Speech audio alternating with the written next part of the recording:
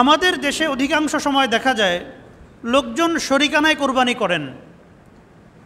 গরু কোরবানি করা হয়, কিছু কিছু এলাকায় মহিষ কোরবানি করা হয়, এবং এক গরুতে 2 জন 3 জন 5 জন 7 জন পর্যন্ত অংশীদার থাকেন।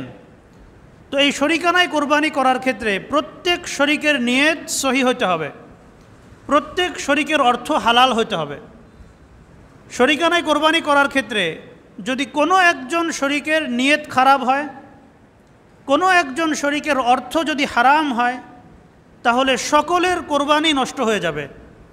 এজন্য শরিক নির্বাচন করার ক্ষেত্রে খুব গুরুত্বের সাথে বিবেচনা করা উচিত যে আমি যাকে শরিক হিসাবে নিচ্ছি তার অর্থ হালাল আছে তো, অথবা তিনি হালাল অর্থ থেকে অংশগ্রহণ করছেন তো। এই বিষয়টার দিকে যথাসাধ্য খেয়াল রাখা দরকার। যাকে আমি শরিক নিচ্ছি তিনি কোন নিয়তে কোরবানি করছেন, গোশত খাওয়ার নিয়তে, লোক দেখানোর নিয়তে, নাকি অন্য কোনো ফাসেদ নিয়তে, যথাসম্ভব যাচাই করা দরকার। অন্তরের খবর তো আল্লাহ তাআলা ভালো জানেন। আমাদের যতটুকু খোঁজখবর নেওয়ার সাধ্য আছে আমরা এর মধ্যে খোঁজখবর নেওয়ার চেষ্টা করব ইনশাআল্লাহ। কোরবানির যে 7 শরিক, এই 7 শরিক 7টা অঙ্গের মতো। আমাদের শরীরে বিভিন্ন অঙ্গ প্রত্যঙ্গ আছে না? আমাদের 2টো হাত আছে, 2টো পা আছে, আমাদের পেট আছে, পিঠ আছে, মাথা আছে। এই যে অঙ্গগুলো আমাদের আছে, এই অঙ্গগুলোর কোনো একটা যদি খারাপ হয়ে যায়, কোনো একটা যদি বিষক্রিয়ায় আক্রান্ত হয়, তাহলে শুধু সেখানেই বিষক্রিয়া থাকে নাকি বিষের প্রভাব পুরো শরীরে ছড়িয়ে পড়ে? যদি কোনো ব্যক্তিকে সাপে দংশন করে, বিষাক্ত সাপ, গোখরা, রাসেল ভাইপার, এ জাতীয় যে সাপগুলো আছে, যদি কারো পায়ে দংশন করে, তাহলে বিষ কি শুধু তার পায়ে থাকে না পুরো শরীরে ছড়িয়ে পড়ে এবং তার মৃত্যু ঘটে? যথাযথ ব্যবস্থা গ্রহণ করা না হলে রোগীর মৃত্যু অনিবার্য হয়ে যায়। ঠিক তদ্রূপ যদি কোনো এক শরিকের অর্থ হারাম থাকে, যেহেতু পশু একটা, পুরো পশুর মধ্যে এটা ছড়িয়ে পড়ে এবং এই কোরবানি এটা নাজায়েজ হয়ে যায়, এটা হারাম হয়ে যায়, কোরবানি আদায় হয় না। আমরা যে নামাজ আদায় করি, নামাজে অনেকগুলো ফরজ বিধান আছে। আমরা জানি নামাজের ভিতরে বাহিরে 13 ফরজ। তো নামাজের বাহিরে যে ফরজগুলো, এর মধ্যে প্রথম 3টা ফরজ কি কি? শরীর পাক, কাপড় পাক, নামাজের জায়গা পাক। তো আমরা শরীর পবিত্র করব, আমাদের শরীরে যে অঙ্গ প্রত্যঙ্গগুলো আছে। যদি কোনো ব্যক্তি চিন্তা করেন আমি তো আমার পুরো শরীর পবিত্র করেছি, কেবলমাত্র আমার পায়ে নাপাকি লেগেছে, আসার সময় গোবর পাড়া দিয়েছি, অথবা অন্য কোনো নাপাক শরীরে লেগে গিয়েছে, শরীরের একটা অংশই না নাপাক হয়েছে, সমস্যা কি, আমি নামাজ পড়ে আসি। যদি কোনো ব্যক্তি এমন চিন্তা করেন এবং নামাজ পড়ে আসেন, নামাজ সহি হবে না ফাসেদ হবে? ফাসেদ হবে। কেন? নাপাক তো এক অঙ্গে লেগেছে, তাহলে বাদবাকি অঙ্গগুলো কি দোষ করেছে? সমস্ত অঙ্গ এখানে এক অঙ্গের হুকুমে, এক বডির আওতাধীন। তো কোরবানির ক্ষেত্রেও একই মাসালা। এজন্য এই বিষয়টা আমরা খুব ভালো করে বুঝে নেওয়ার চেষ্টা করি। আরেকটি জরুরি বিষয় হলো, শরিকানায় কোরবানি করার ক্ষেত্রে আমরা তো সর্বপ্রথম চেষ্টা এটাই করব এমন শরিক নির্বাচন করতে যার উপার্জন সম্পূর্ণ হালাল, যার উপার্জনের মধ্যে কোনো ধরনের হারাম নেই। কিন্তু আফসোসের বিষয় হলো আমাদের সমাজে এমন লোক খুঁজে পাওয়া বর্তমানে একটু কঠিন হয়ে দাঁড়িয়েছে। অধিকাংশ মানুষই এমন যাদের উপার্জন হালাল হারামের মিশ্রণ, কিছু হালাল আছে কিছু হারাম আছে। অধিকাংশ মানুষের অবস্থা এমন হয়ে গেছে। তো এই ধরনের ক্ষেত্রে আমাদের করণীয় কি?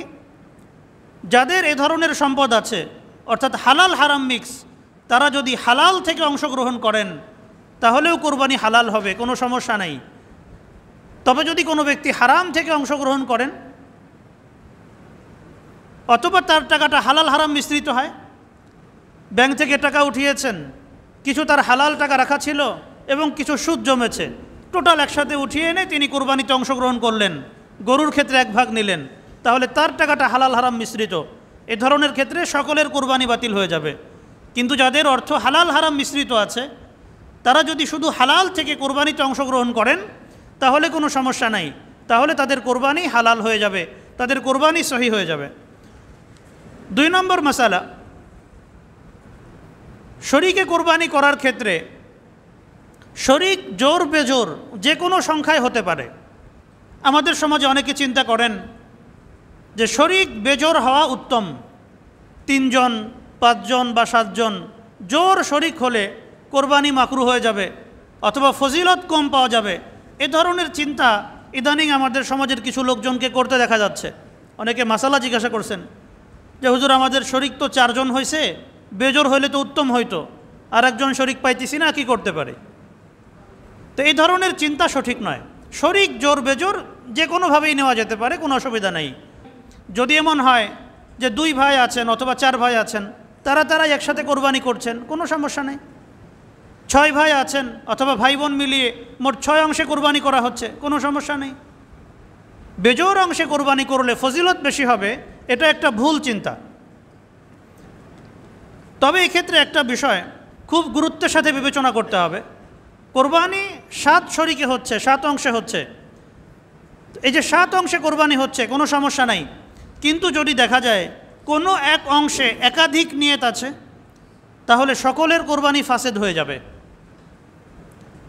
কোরবানি 7 অংশে হচ্ছে, 7 শরিকে কোরবানি করছে, কিন্তু কোনো এক শরিক এমন আছে যার ওই এক অংশের মধ্যে একাধিক নিয়ত আছে, তাহলে সকলের কোরবানি নষ্ট হয়ে যাবে।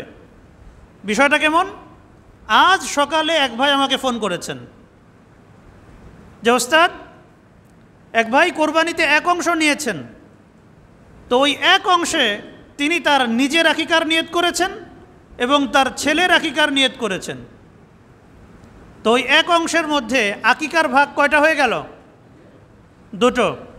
এবং ছেলেদের আকিকা কয় অংশ দিয়ে দিতে হয়? 2 অংশ। গরু হলে 2 অংশ, আর খাসি বা ছাগল হলে 2টো দিতে হয়। তাহলে তিনি তো গরুতে 1 অংশ নিয়েছেন, বলেছেন আকিকার জন্য নিলাম, কিন্তু আকিকার ক্ষেত্রে কয়জনের আকিকার নিয়ত করেছেন? 2 জনের।